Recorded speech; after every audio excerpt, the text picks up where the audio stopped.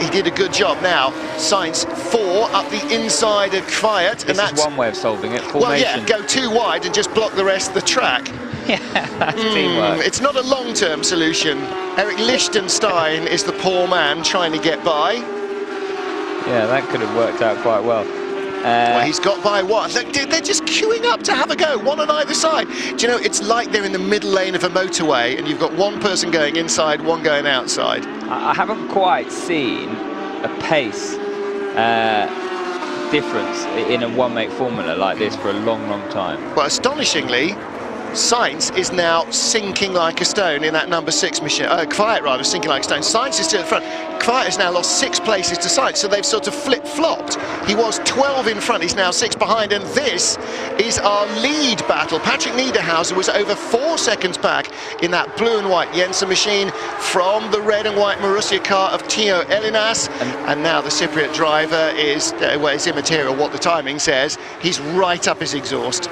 That's more than time management from Tio Elinas. He's struggling at this stage in the race. Niederhauser has caught the Cypriot. I was wondering, looking at the timing screens, whether or not he was managing his tyres. He's not. He's struggling with those rear tyres. He has now got 3 of the most important laps of his young life to try and keep Patrick Niederhauser behind him for the first race of this 2013 GP3 series. And it's important, Tom, isn't it, to put a marker down. That's what the yellow flags are for. It's another Marussia car. It's Dino Zamparelli, as you can guess from his name, like Dario Franchitti from British-Italian stock. Oh!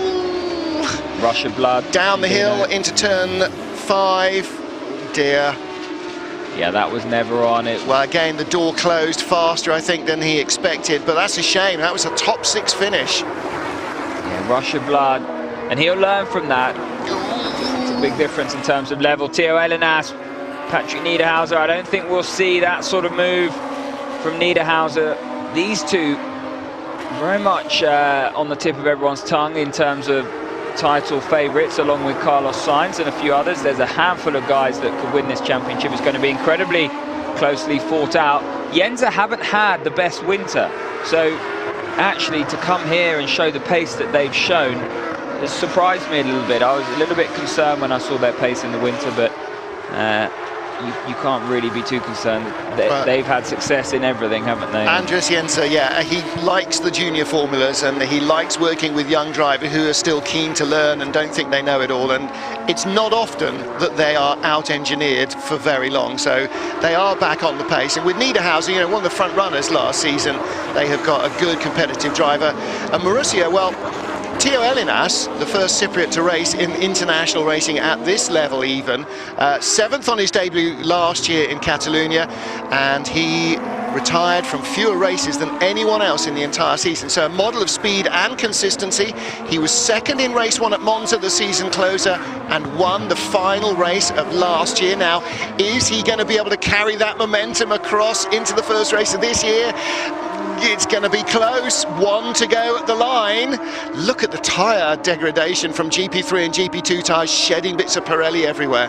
It's incredible, isn't it? It's incredibly close now. What's Niederhauser got up his sleeve as Tio Elinas starts the last lap, I do believe, or we got last lap of the race. Wow. Well, Niederhauser, despite being in the, despite, easy for me to say, being in the slipstream, didn't close on the straight and didn't pull out to try and go by him, which is a surprise because he was very close coming onto the straight, no closer at the end of it. And look at Conor Daly, he's now closing on the pair of them as Niederhauser tries to look around the outside of turn 4. That's going to slow the pair. Elinas is going to have to go defensive here. Niederhauser to the outside again, so Elinas elbows out, slow minimum speed, stopping the car in the corner, and look how close Daly is as they drift out. Almost like vintage racing. He's sliding the car off the corners, classic 4-wheel drift, and of course that grew up because cars had more power than they had grip, and that's what he's got now. His tyres look wide, but they're not doing a wide tyre job at the moment. They're doing a narrow tyre job, and Daly is right there. The podium finishers, if they all 3 make it to the end, will be covered by well well under a second into the closing stages of the lap. Theo Elinas might just hold on to this out of 10. Niederhauser's got a headache now. He's the meat in the sandwich. He can't go all out to try and pass Elinas because Daly's going to nip that second place if he does. And if Daly's closed that quick, he might have rubber left. He might get them both in one go. Into the chicane for the final time. 14 and 15, and then turn 16 remains, and Niederhauser might lose second at the line. Daly is coming. It is going to be victory for Theo Elinas, the second in his GP3 career, the second in succession. And looking back from Kevin Courjus, who was attacked, of course, by Dino Zamparelli. Courjus won't get a penalty. Oh, 8th place, yes. Tomorrow's pole right behind him, which is the Red Bull car. That's Sainz, of course. Oh, no, it's not. It's Vizou, rather. It's that yellow duckbill nose. It's not a Red Bull car at all. It is an MW Arden car.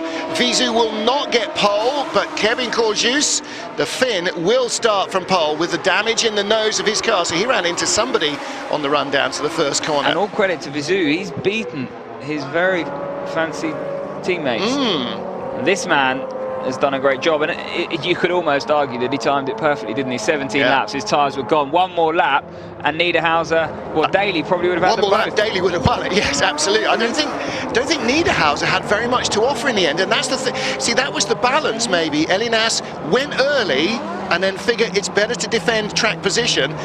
And of course, to catch him, they've got to go faster, harder. So again, they get late tyre degradation. So, well, it's a juggling act, and maybe it's a juggling act for the season. You saw Nick Yellerly going by in there, offering his congratulations. And Theo Elinas, Eftios Elinas from Larnaca in Cyprus.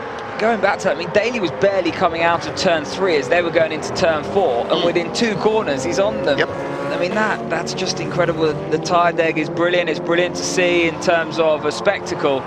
It'll be a real headache and a thorn in the side for some of these drivers and engineers as the year goes on. But I have to say, looking at the car, 400 brake horsepower, GP3 have delivered a winner here in every sense. I tell you what, it wasn't a dull race, was it? There was all sorts of too hard to follow. Theo Elinas, Patrick Niederhauser, Connor Daly, the podium. Nick Yellerly just off it in 4th place, but 9 seconds between him and Daly. And Aro Vainio a long way back in 5th. Jack Harvey, 6th position, good result for him on his debut. David Fumanelli, Kevin Courjus, they'll be row 1 tomorrow. 8 down to 1 are reversed. Robert Vizou and Alex Fontana start on row 5. Well, Fontana after that slow start. I mean, a Bamboo with all their cars making it to the end. Yes, they did. New team. It used to be I've completely gone blank on that. Bamboo bought into David Hale's team. ATEC GP CRS, yes, many long names. Now Bamboo Engineering, who also raced in the World Touring Car Championship, so 2 very different championships. So Theo Elinas then is our race winner. The Cypriot wins 2 races on the trot, just about 6 months between them though. Monza last October to here in May in Barcelona, 2 classic Grand Prix circuits. Now, can he do the same tomorrow? We'll have to wait and see. And this is a man that didn't have the money to race in this championship a matter of a month ago. So, last minute deal. Well, if he was helped at all by Marussia, then I think they've made a really good call. He's a definite contender. We'll see tomorrow if he can win again.